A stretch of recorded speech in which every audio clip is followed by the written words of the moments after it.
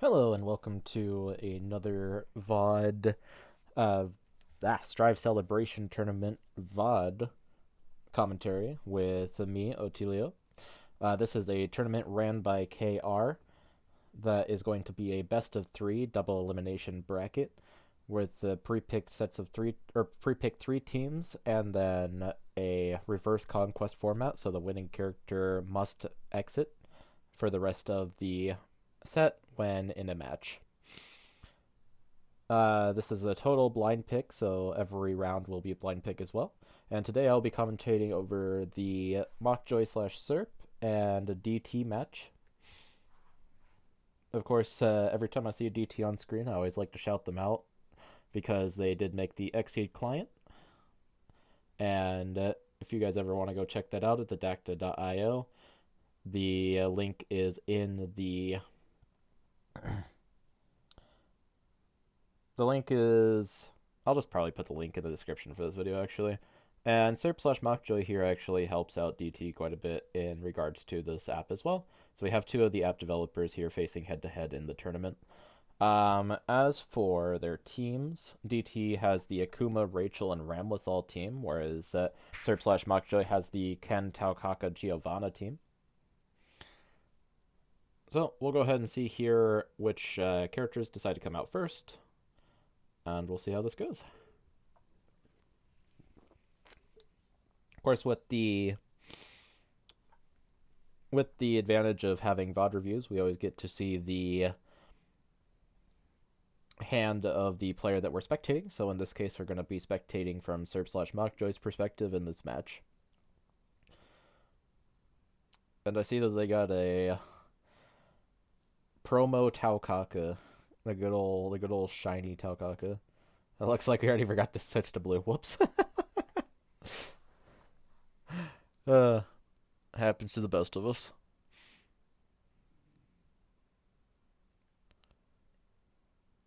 I could have just grabbed all their stuff from the other hand, but that's okay. From the white player hand, but that's okay. We got there.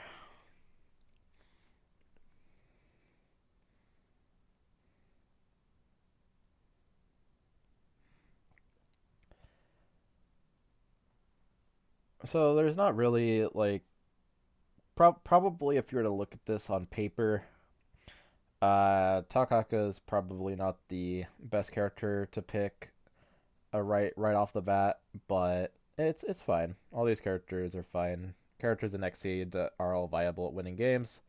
Takaka just has a little bit more of an RNG perspective to her because of how her UA works. So we're gonna see the Taukaka into the Akuma. Now, the Taukaka perspective is always going to be pretty similar, which is that Taukaka has moves that usually hit at range 1 to 2, and they are mid speeds and above. Or usually just mid. She just has a lot of mid speed. She has a 6 speed in there as well. And then she gets to advance 2 and then spend a force to retreat 2 if she wants to during her turn only. On defense, she's not known for being the best character in the world, but on offense, if you just let her play the game, she can usually run you over, assuming that she gets the cards that she needs. Because she does have a slot machine mechanic where you might just absolutely screw yourself if you do decide to just strike at this range, 4 to 5 with her cards, or 3 to 5, I should say. Now, Akuma being from season 3 and season 3 being my least known season for characters, the one thing I do know about Akuma is that Akuma has the both players gain power or UA on critical. So Akuma usually wants to set up these bigger these strikes that just kind of win. And that's pretty much what we're hopefully going to be seeing here from the Akuma player is just seeing strikes that win. Because if you set up your strikes and then you crit and then your opponent wins the strike, you can just contribute to your own death quite early. So we're going to see Akuma go first here, and we're going to see the sweep get boosted into the defend. Now we're going to see a +1 speed hit, add this to gauge boosted. So stacking +3 speed on Akuma's side, I'm kind of curious what we're looking at having played here. Maybe making a slow fast enough that the opponent just can't cross out. We're going to go for the reading here, which I think I definitely agree with just to diffuse the situation. Reading fails, and we're going to see the EX dive come out. Wow, EX dive +3 speed. That is... How fast is that? That's 8 speed dive. I don't know if that's necessary, but we're here. And Takaka Wild Swings the Grasp.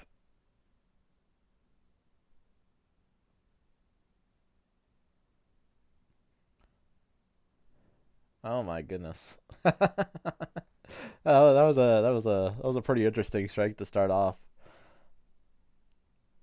Man, I only thought one dive would be played instead of EX dive. I mean, I guess since you saw the hand, getting rid of the EX dive is fine there, but it's your turn anyways, so I'm surprised we didn't just see like a CC there of the dive. If we wanted to get rid of it. I feel like we're gonna CC the other cards away just to keep an unknown hand, which I agree with. I'm not sure what the boost is on the Ultimate since I don't play with Akuma that much, but uh, getting rid of the normals is always good, especially when you're playing into seasons with reading.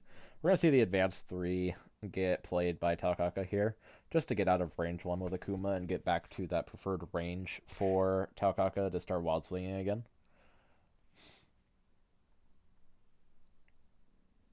We have the Cat Spirit 1 in hand, which is a little bit unfortunate because we generally want to see that on our wild swing so we can choose to invalidate it or validate it. But, I mean, it's fine. It happens. It's all part of the experience. We're going to see another strike from Kuma. No crit, it looks like. See the Assault and Response from Taukaka, maybe? Yeah, we'll see the Assault and Response from Taukaka. Into the range 3 sweep. We got baited hard.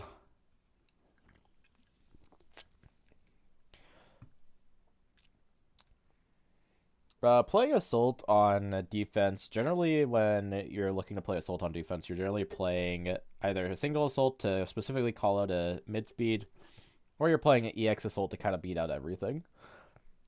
In that case, we saw the sweep come out, which made it so that we beat out nothing, which is pretty unfortunate for us. But it's all part of the mix-up game.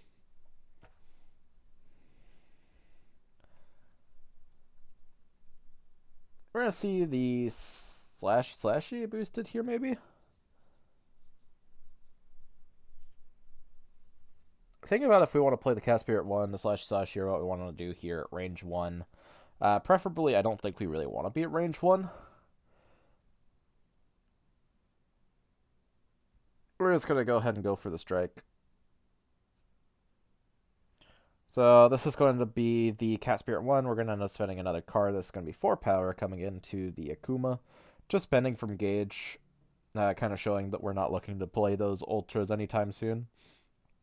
Or get that Overdrive going.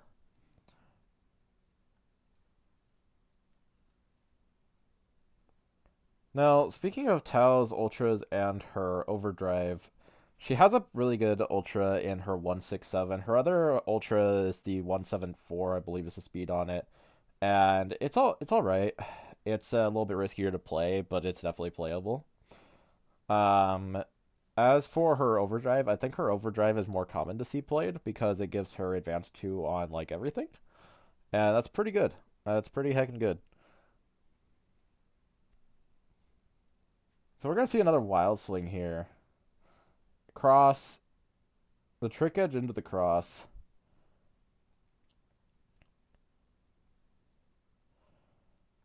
So the Trick Edge will not hit. Cross will go off. Send Akuma into the corner. Which Akuma's fine with. They don't take any damage from the Trick Edge. They have got... Or... Yeah, they have their own version of Hado. They have the Go Hado.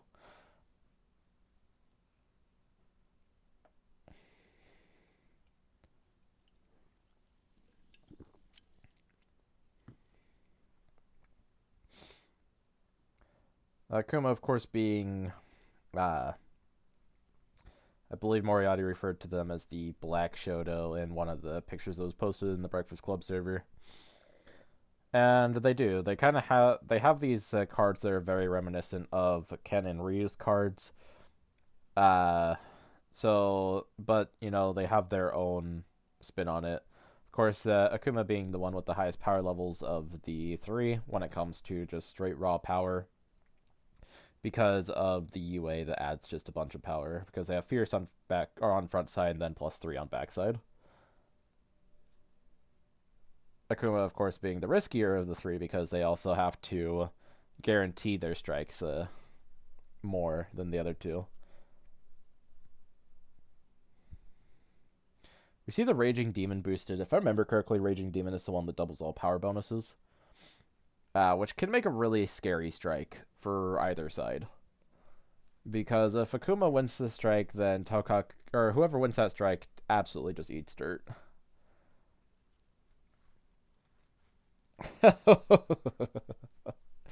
Oh man, +2 power. That +2 just became +4 power. Assuming this is the boost I'm thinking of, because like I said, I can't see the cards because it's a VOD, so I can only see what they hover. So hoping that I am correct here. Yeah, there goes the Gahodo. That's fine. Akuma probably wanted to play the Gahodo, but it's also kind of whatever.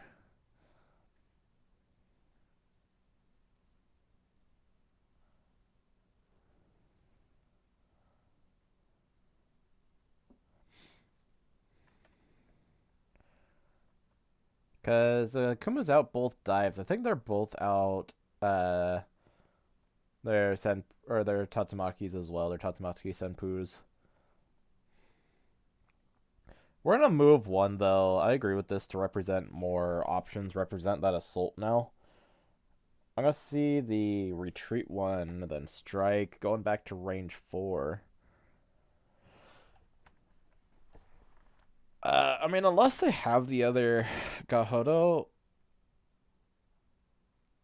I don't think there's a whole lot that hits here. Unless I can bait Takaka to come in.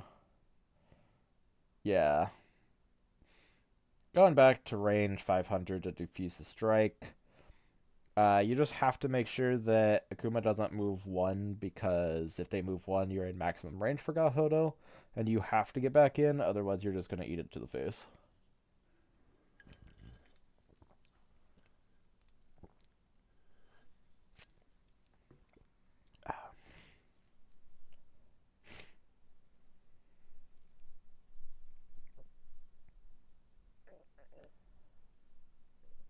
We see Tau prepping. Tau prepping is... I mean, it's fine in this point because you need force to move anyways. Yeah, it's completely fine. Because you really can't do anything in this range. You don't have any dashes in your hand. Akuma's going to dash in for you, though, so that works. Not that you necessarily want to be in this position because you are in the corner. Takaka is going to wild swing here. Get that offensive going. So Akuma just kind of has to guess here of what this is. This is the ideal range for Tau, though. Akuma, of course, only having Gahodo that hits here. And the Tatsu. Here comes the other focus. That's pretty unfortunate. You're gonna get hit anyways, but you have to spend a force so that you can actually hit this attack. Spending the trick edge after drawing 1, dealing 1 damage to focus, taking 4. Yeah, that was a pretty unfortunate draw there. But this is the duality of Taukaka. She wins and dies by her deck a lot of the time, or the top of her deck. Here's the other Raging Demon boosted. I'm gonna tech it with the dive. We don't want to see those power boosts or power bonuses. Get them out of here.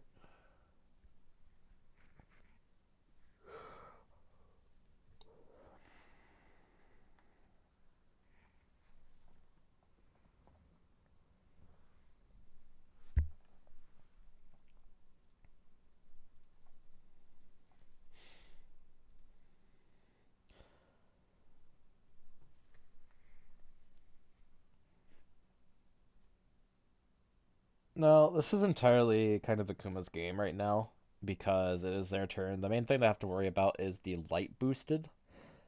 But it's not the scariest thing in the world to just have light there, sitting there like that. Especially on a character like Tao, who's probably going to already be outspeeding you. Just makes like some of their normal safe. We're gonna already see an EX here, crit EX. Whoa. Is this just the Shoryu?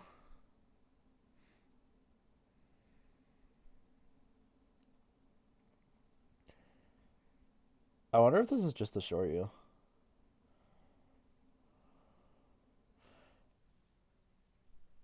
A Serp here looking for all the options, looking to see if it could be Hakushu.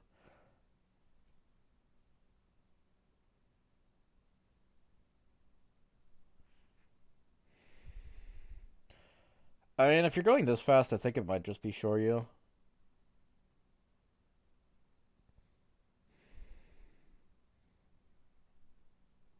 Playing cross number 2 makes sense here to me.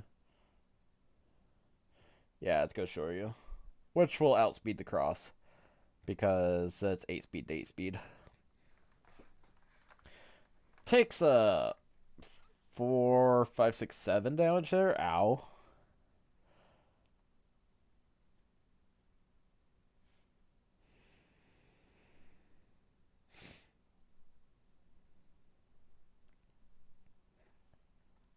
That hurts quite a bit. Now we're at range 3. I think Akuma is fine at range 3. Yeah, Hyakushu hits at range 3.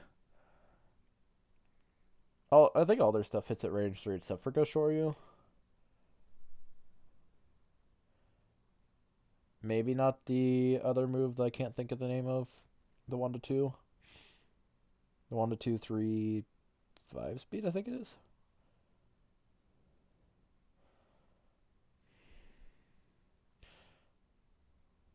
Saw a crit come out from Akuma. This is just the 7 power assault. Ow.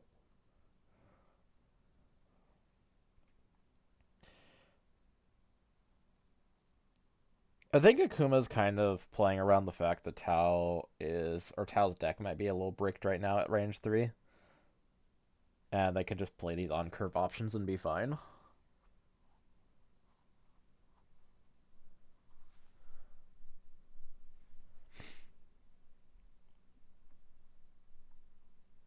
We see the hand come out here from DT for the CC. Getting those options back in hand makes sense to me.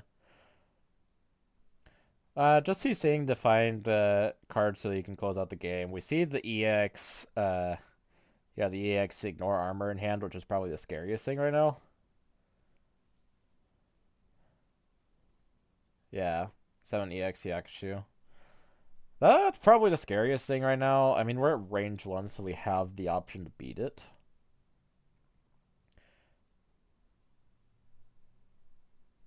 But that's a quite scary move. Especially if our opponent happened to draw any speed boosts again. Running away from the Hakushu. Running to range 3, though. I don't know if I agree. I don't think I agree with this at all, actually. Because you just ran to range 3 against the Hyakushu. I think this just makes the Hyakushu super safe to play. Like, just to throw down EX crit Hyakushu. Because it has close 2 on it. And then we're only going to play 1 and crit it. I would have liked to just see the EX Hyakushu play it here, to be honest, because we saw both of Tao's crosses go down. We see the Gohado come out.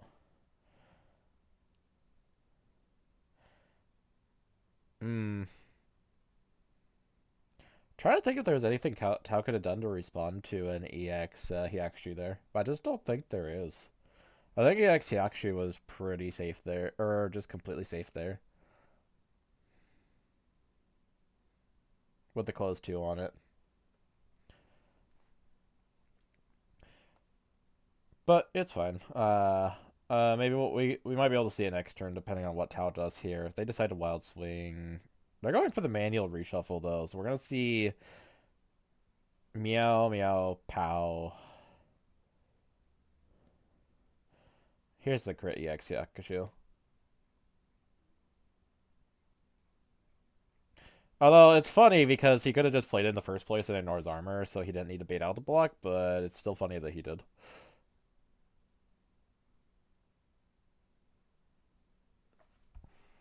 I see he plays the Cat Spirit one.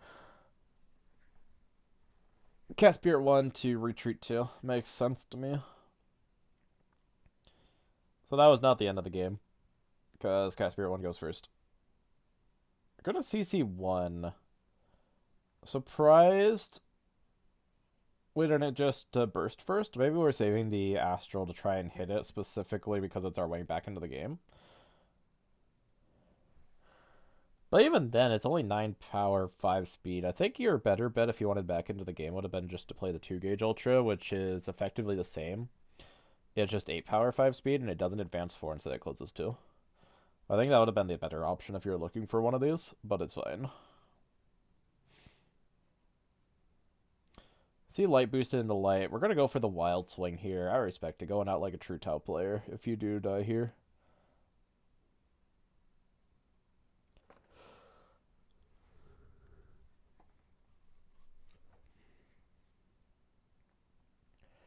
Go Shoryu doesn't hit here, so that's not an answer. So Akuma just kind of got to think about what this could possibly be. Gonna just play the cross. A speed cross into the Kitty Later special will actually not dodge the Kitty Later special because the Kitty Later special goes second. Hits for 3, closes 2, and gains advantage. That's pretty funny. Tao, the silly goofy cat lady.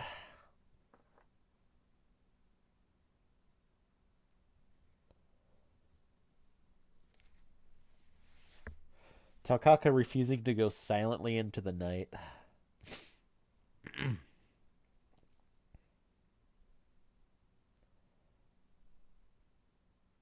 Still surprised. Oh, I guess we're really just heavily going for this Astral. We are heavily going for the Astral. I respect it. Akuma does not respect it, though. Akuma said no Astral.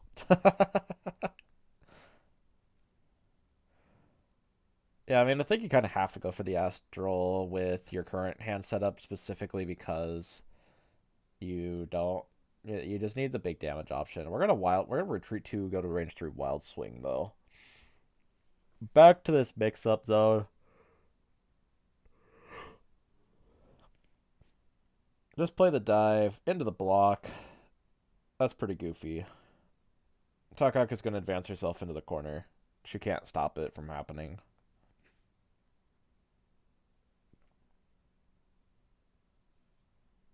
Choosing to get rid of the grasp and a block from Gage.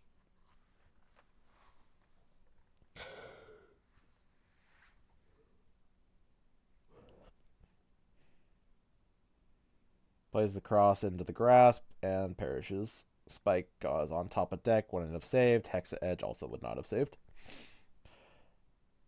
At 1 HP, grasp is a very, very safe option when your opponent's at 1 HP. I think going for the Meow Meow Pow is pretty unfortunate decision. It'd be a funny card to hit, especially in a tournament, but it's just you just have to set it up. That's the thing. It is raw 9 power, which is the nicest thing about it, but I still think I'd rather be spending a gauge on my other ultras before I worry about that. So I'd rather just burst it. But I respect the attempt. Always do. We're gonna see the Ramlethal into the Giovanna. Now, Ramlethal wants pretty much a lot of corner pressure. She is very good at if she gets you in the corner, you stay there, you're going to take a bajillion damage. Because she gets rewarded heavily when she can't push you.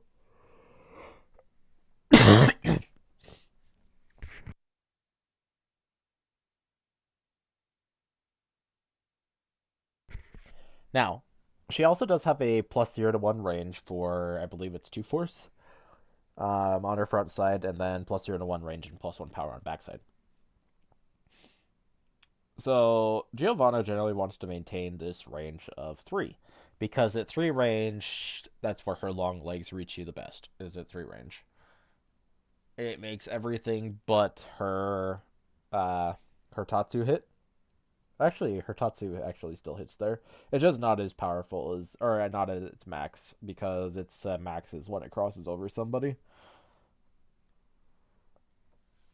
Ramlethal has Dauro, which is her. Oh, all right. Enough about the cards. We see the step in from Giovanna.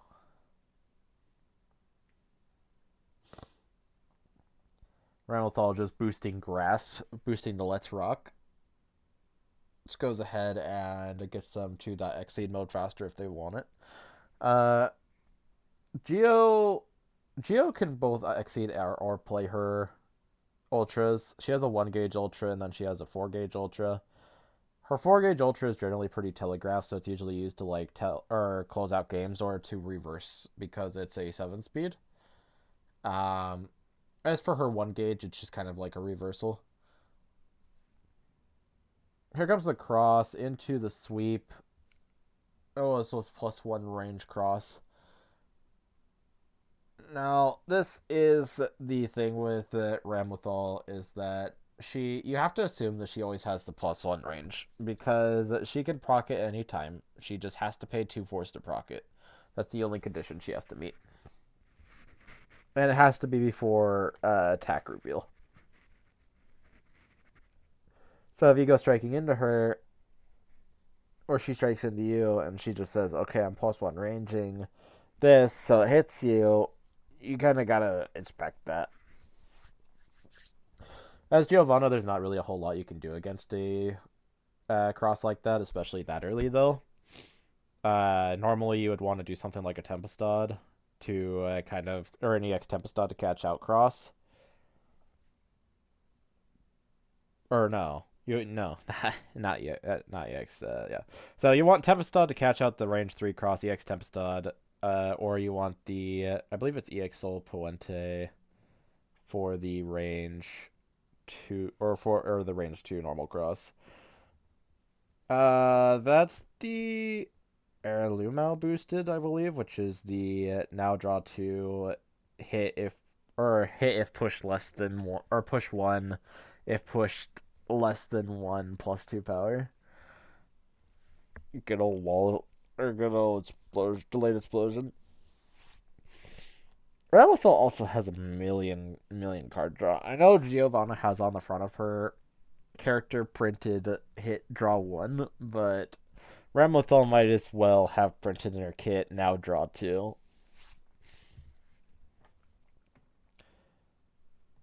So we're seeing a strike come down here from Ramlethal.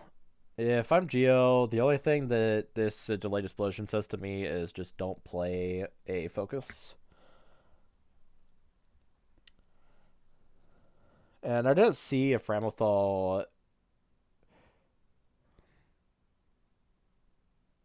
Okay, Ramlethal did pay.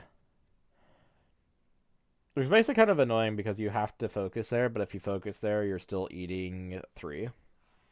As opposed to the normal 1 from Grasp.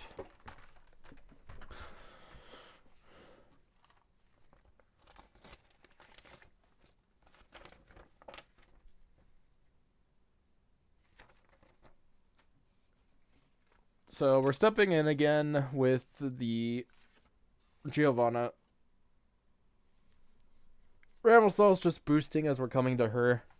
Because she knows if she wants to, she can just play Bayonetta. Bajonetto. See a hand of Focus Sweep, Cross, Salt, Block, and Dauro. I mean, with Ramlethal being out this much life, she can totally get away with just kind of doing what she wants there. At range 4, the only thing that can actually beat the +1 range sweep is the Tempestad. And it doesn't even beat it, it just comes in. Getting rid of the focus to make the assault better. I 100% agree with that.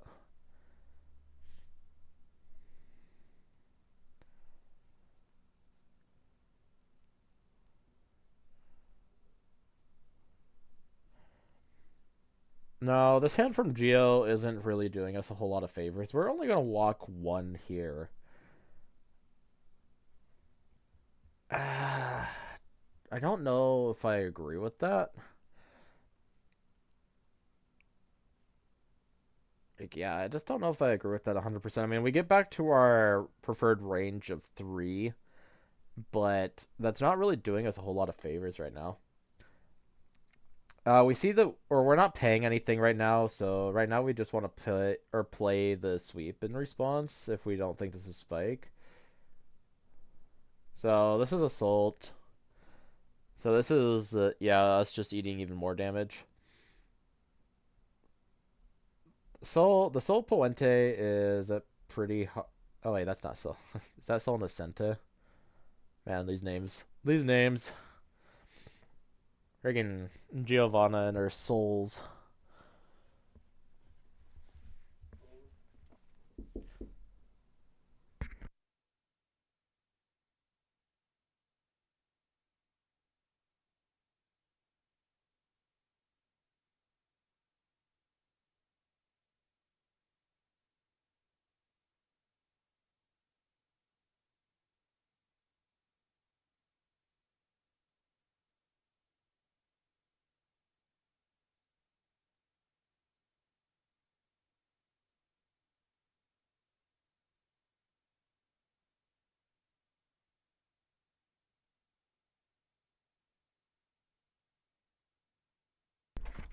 Alright, we're back. Sorry about that.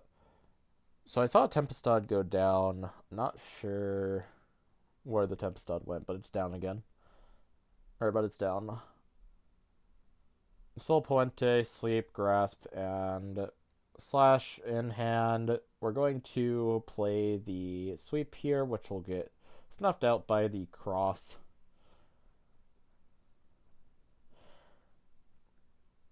We're just kind of losing mix-ups here. Like, there's no tomorrow. We're going to close 1, draw 2 with the Ramlethal thing, cancel.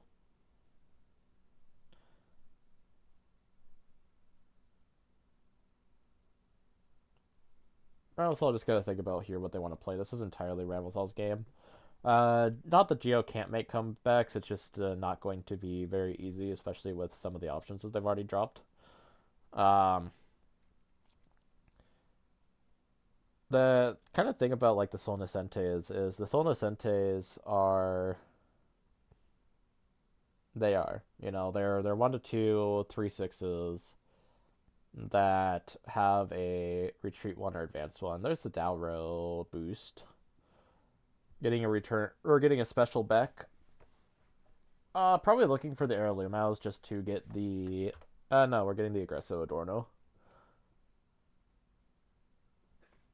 I thought we were looking for the delayed explosions. No shuffle of the hand means we know this isn't the Aggresso Adorno.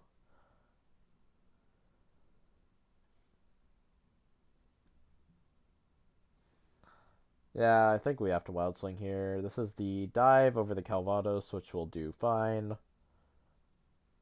Get some damage on the board for Geo. Sometimes you just gotta believe in the heart of the cards, Yugi. The heart of the cards. Sitting at 26 to 9 here. Not looking great. We could definitely go for a Sol Puente here. It's a bit risk to do so because Ramlethal can just kind of play what she wants. Ramlethal, but then again, pretty much everything's going to be risky from here on out, especially with the Mortabato existing, because the Mortabato is just going to beat a lot of our options, especially when we're this low. Anything fast we try and play, it's going to get snuffed out by the Mortabato. But we see the gauge spent here, so we're not going to see the Mortabato, since the Mortabato costs 3. Makes things quite a bit safer. Think about going for the Sol Puente here. The Sol Puente...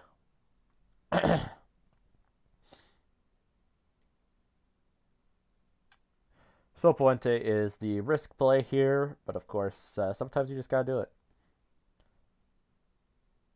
Here comes the slash into the Sol Puente. We'll take 4.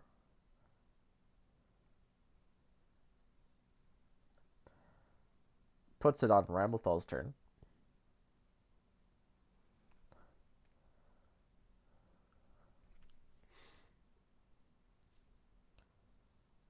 Ramlethal looking to just potentially boost here, boosting the scramble to just close out the game. Gonna play.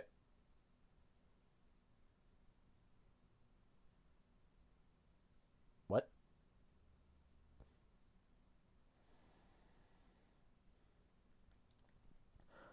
Oh, boosting the Mortabato. I was so confused.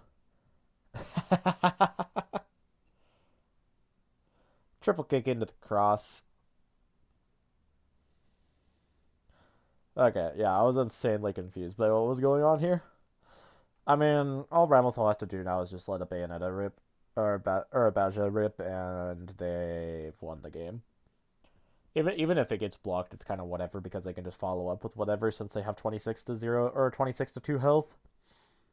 It is insanely hard for Geo to get back into this game right now. Pretty much all of her slower cards are going to get her killed, and she has to just do once or win one-sided strikes here, which makes playing very difficult.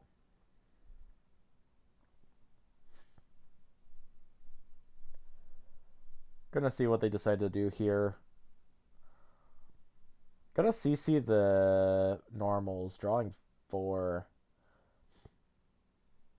This set, if there are any temp dots left in the deck, they're no longer on the table because of this. Sitting at range 4 is, I mean, it's just kind of like, what could you do, though? I think this game is kind of just done. So we're going to do Pursuit, now close 2, going back to range 2 versus Ramlethal.